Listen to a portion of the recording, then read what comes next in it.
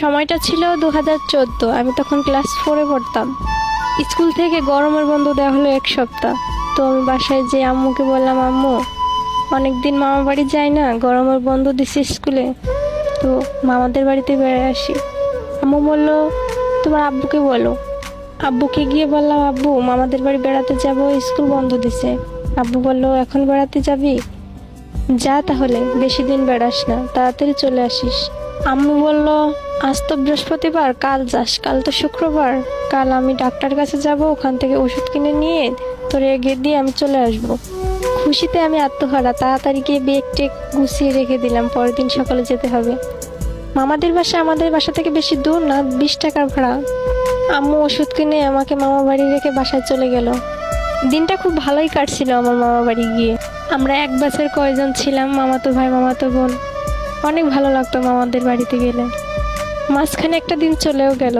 রোববার সকালবেলা খাওয়া দাওয়া শেষ করে বাড়ির পিছনের বাগানটাতে খেলা করছিলাম কয়জন মিলে। হঠাৎ করে দেখি আমার আব্বু এসে বলতেছে, তামান্না এদিকে আয়। আমি বললাম, আব্বু তুমি কখন আসলা? আব্বু বলতেছে, এই তো এখন আসছি, চল বাড়ি চল। আমি বলতেছি, কেন আব্বু? 2 দিনই তো হয়নি এখনো আসছি।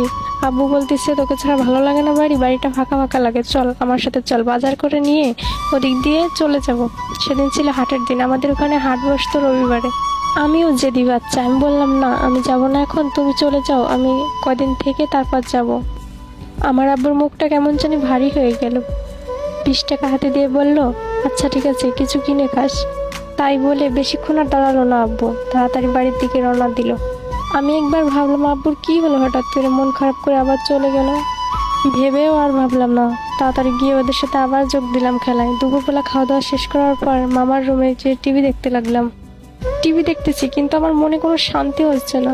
চোখ দিয়ে মনে হচ্ছে চোখগুলো কেমন বের হয়ে যাচ্ছে, আমার পরানটা উতলা লাগছে খুব। জানি না কেন এমন হচ্ছে কেন। আমার রুম থেকে একবার বাইরে বের হচ্ছি, আবার রুমে ঢুকছি, টিভি দেখছি, তবুও মনে কেমন জানি লাগছে, চোখ দিয়ে এমনি এমনি পানি বের হচ্ছে, মনের ভিতর শান্তি পাচ্ছি না। হঠাৎ করে কে জানি আমার আন্টির ফোনে ফোন দিছে। ফোন দেওয়ার পর 4-5 জনে মিলে পিস পিস করে কি জানি বলছে। আমার কাছে মনে হচ্ছে ওরা আমার কাছে কিছু লুকাচ্ছে।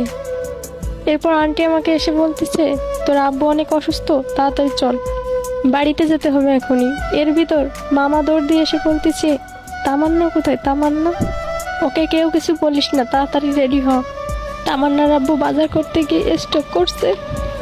দৌড় দিয়ে ঘর থেকে বের হলাম। বললাম, আন্টি কি হয়েছে? আব্বুর কি হয়েছে? বলতেছে তোর আব্বু অনেক অসুস্থ, তাড়াতাড়ি চল, কিচ্ছু হয় না, সব ঠিক হয়ে যাবে। এই কথা বলে আন্টিও কান্না করা শুরু করছে। আন্টির কান্না দেখে আমারও খুব কান্না পাচ্ছে। আমি মনে মনে ভাবতেছি, একটু আগেই আমার আব্বু আসছিল আমার কাছে, কি হলো, হঠাৎ এমন হলো কেন? পাশের বাড়ির এক মামার গাড়ি নিয়ে এসে মামা বললো, তাড়াতাড়ি সবাই উঠে পড়ো। সবাই তাড়াতাড়ি গাড়িতে উঠে পড়লো। গাড়ির থেকে নামতে না নামতেই দেখলাম রাস্তা ভরা মানুষ আর মানুষ। হঠাৎ করে আমার ভাই দৌড় দিয়ে এসে বললো, তামান্না বোন আমার, এটা আমাদের সাথে কি হলো? বাড়ির উঠোনের সামনে যেতে না যেতেই দেখলাম মরা খাটিয়ার উপর শুয়ে আছে আমার আব্বু। আমার আম্মু ঘরের ভিতর চিৎকার করছে আর কান্না করছে। পাশের বাড়ির চাচিরা আমার আম্মুকে ধরে রাখছে। ওই দিন মনে হলো পুরো দুনিয়াটাই অন্ধকার হয়ে গেল আমাদের জন্য। শুধু আল্লাহকে বলতে লাগলাম, আল্লাহ এটা কি হলো আমাদের সাথে? এত কম বয়সে আব্বু হারা করলো আমাদের, ইতিম বানালো আমাদের। এগুলো বলে কান্না করতে লাগলাম। অল্প বয়সেই বাবাকে হারিয়ে ফেললাম। এখন অনেকটা বড় হয়ে গেছি, ভালো মন্দ বুঝতে শিখে গেছি, কিন্তু ওই অভাবটা না কোনোদিন আর পূর্ণ হবে না। বাবা মানেই হচ্ছে একটা বটগাছ, যে সব সময় ছায়া দিয়ে থাকে। ওই ছায়াটা যখন সরে যাবে না, তখন বুঝবা বাবার মূল্যটা।